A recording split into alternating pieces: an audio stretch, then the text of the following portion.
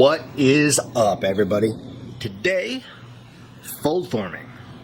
And I've done some other videos on this in the past, but the cool thing about form folding is that it can be different all around. I've done some fold forming with air chasing, with some other things, but today it's going to be fold forming and then using the rolling mill to kind of tidy things up a little bit. So, if you guys haven't already, right down here there's a red subscribe button. If you feel so inclined, smash the crap out of it. And if you want notifications that, Lion Punch Forge has a new video in play, hit that notifications button and you'll also get a notification that, bam, new video, bam, new comment, bam, new message. So, yeah. The other thing I want to announce is, coming up pretty soon, I think we're going to have some stickers that say, hey, have you punched a lion? Question mark? And then Lion Punch Forge logo, all that fun stuff. I'll post a picture here in the screen as we're talking, so you can kind of see what's going on. The other thing I want to do is, this has been such an awesome community to me that I want to go ahead and I want to call it something. I want to give you all a name, something to be proud of. So starting in this video, you guys are all going to be known as Lion Punchers. So welcome to the Lion Punch community, and I appreciate all you Lion Punchers watching. So we'll see you guys soon, and we'll be doing some fold forming. Appreciate you. All right, everyone.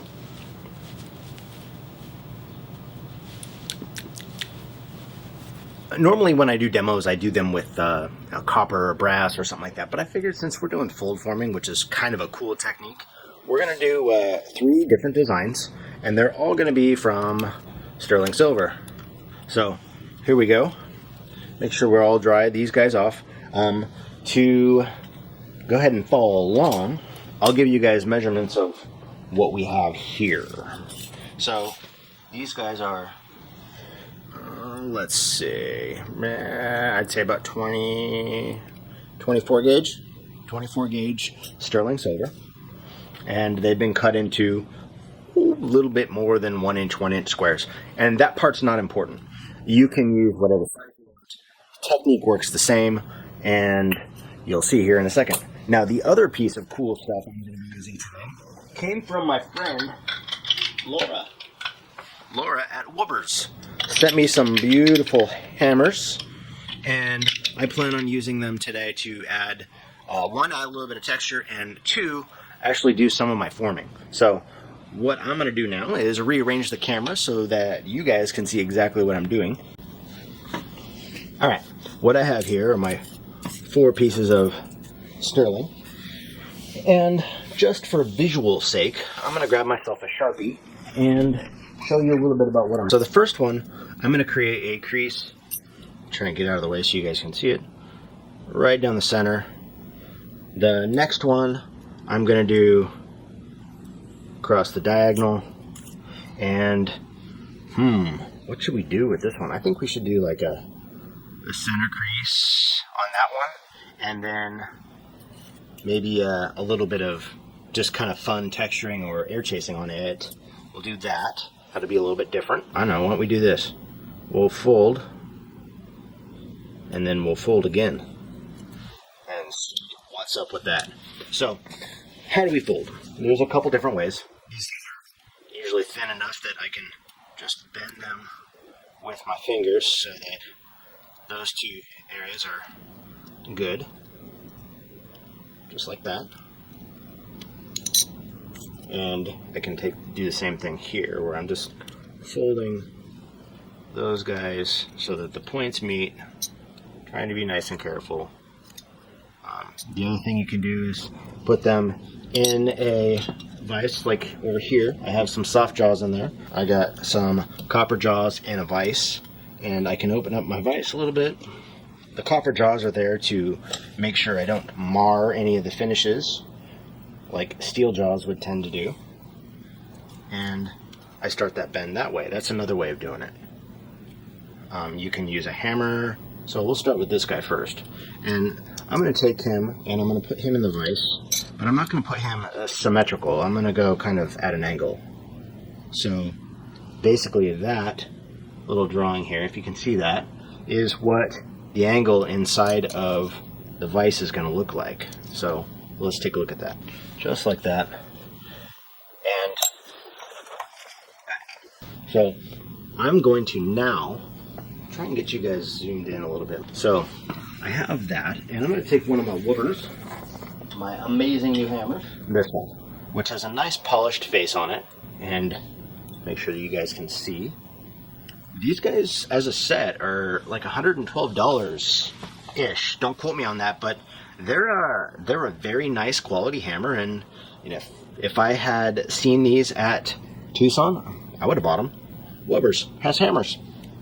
So now what I'm going to do is take and I'm going to flatten this bow out so that it kind of evenly goes over my vise jaws. So let's do that. I'm just going to go real light. I'm not looking to dent. I'm just looking to kind of form that metal flat.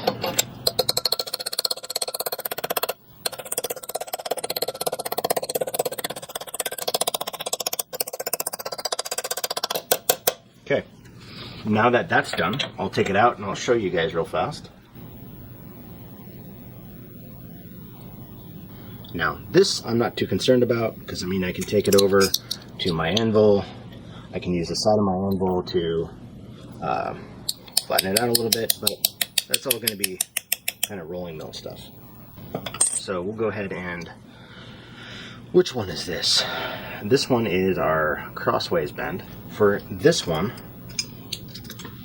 I'm going to put it in, and let's put it in like this. So up and down like that, and we'll see what we can make out of it.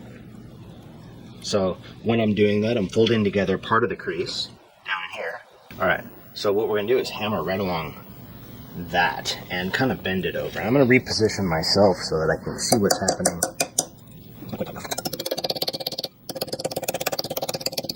Out so you guys can see it. A little hard to see inside the vise. I have now basically that shape. I'm going to put that back in the vise to take one of the beautiful Wober's crossbeam hammers. I'm going to drive that right down into the center so that it folds in on itself right here by just striking.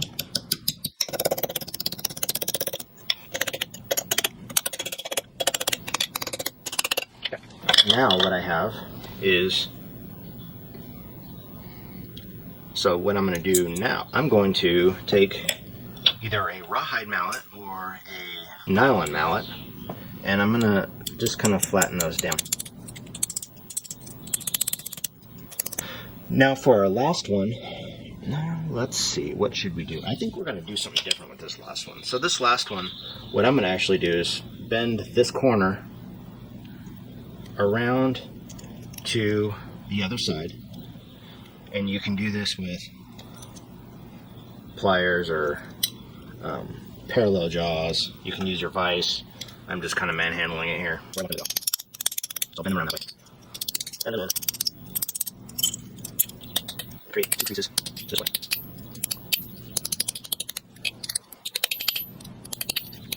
I think these two are going to be rolled once I kind of bend those around a little bit more. Alright, I have the three pieces that I want to roll, all here, all dried off. And I'm basically going to do the same thing I would with anything else. I'm going to find until the rollers touch. I'll zero it out, grab my piece, pull it out, bring it back to zero, and then I'm going to do a dead pass, just to see where I'm at. And then dead pass is, you know, nothing's really going to happen. You're just looking to see it going through. And then I'll do a quarter turn. I'm not looking for super squishy. I just want to try and flatten these out. And that one didn't really touch, so I'll go quarter turn again. That one really didn't do a whole lot, but I see the surface getting shiny, so I'll quarter turn again. And these are small pieces, so it should not take a lot of pressure to roll. Okay, I'm getting some nice creases now. Do a little less than a quarter turn. That one used a little bit more force than the others. So honestly, I really think that I'm going to do one more pass without rolling or without adjusting the rollers. And we have that. So I'll set it aside, and I'll do the same thing with this next one here. So open it up, touch, 0, open, 0, and dead pass, quarter turn, roll it through. That one's smooth, not a lot of pressure required. Another quarter turn. That one, a little bit more pressure was required to turn it. Maybe a quarter, a little less than a quarter turn. You guys see what it feels like. So the last part of this one was a little harder, which tells me that I'm getting close to where I want to be. And my metal is now work hardened, I can tell. But I'm going to do it maybe just an 1/8 of a turn, just for a little extra squishosity. Okay, that one's nice and flat, and it has a polished surface, so the rolling mill's been doing its job. Alright, so I'll do it from this side so you can see.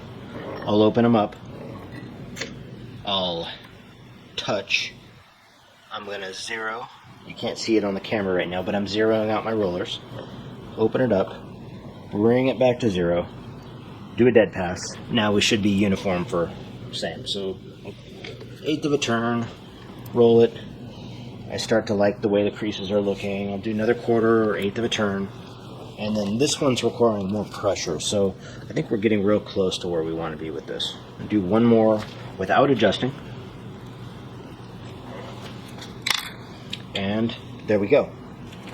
So next step is to take these back, get you guys focused here, take these back, anneal them again, and then we're going to use a homemade tool that is nothing more than a piece of stainless steel that I have sharpened, kind of like it's kind of like an oyster knife, I guess.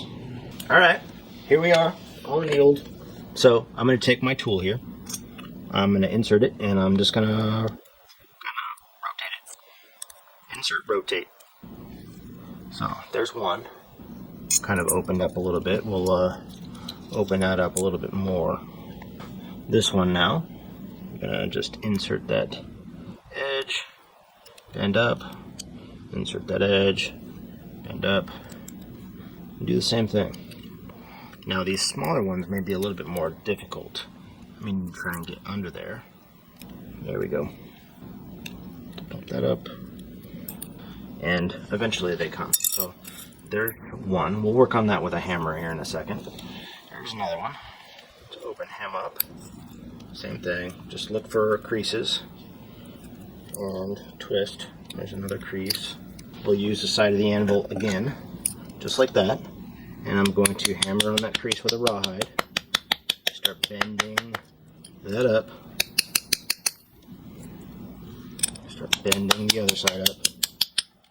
And then I'm going to do the same thing, side of the anvil, hammer that crease with the rawhide on the side of the anvil, and just kind of open up that thing.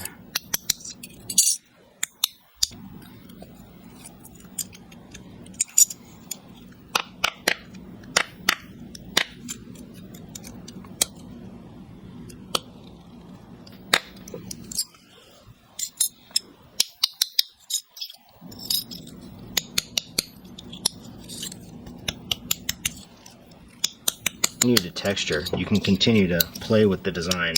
You'll need to anneal it again, but it's all sorts of fun stuff you can do with these. There's that one. Now I will clean these up, take some pictures, and show you guys kind of what they look like afterwards. I like this one a lot.